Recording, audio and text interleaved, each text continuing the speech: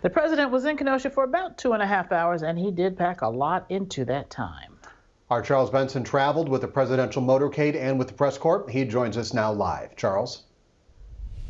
Yeah, certainly a busy afternoon for the president, and he stayed on message, stayed on point with a pro-police message here, talking about the need to support law enforcement. He did meet with some business owners who lost their businesses during the unrest last week, but he spent most of his time here at Bradford High School, which is the incident command area, and he had a chance to thank elected leaders and thank not only the National Guard, but local law enforcement.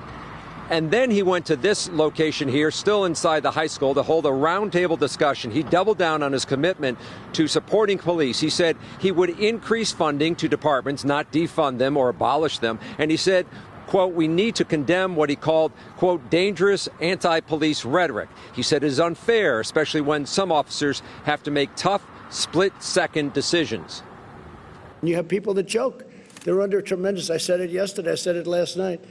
They're under tremendous pressure, and they may be there for 15 years and have a spotless record, and all of a sudden they're faced with a decision. They have a quarter of a second to make a decision. And if they make a wrong decision, one way or the other, they're either dead or they're in big trouble. And people have to understand that. They choke sometimes. And it's a very tough situation, right? It's a very tough, then people call them bad.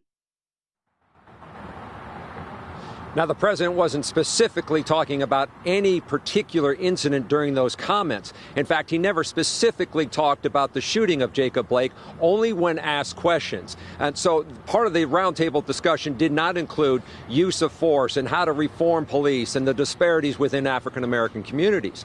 But I did ask him about Jacob Blake's family and what message he would have for that family, given the pain that they are going through. We're going to share that conversation with you coming up at 6 o'clock. But for now, live outside Bradford High School in Kenosha, Charles Benson, TMJ4 News.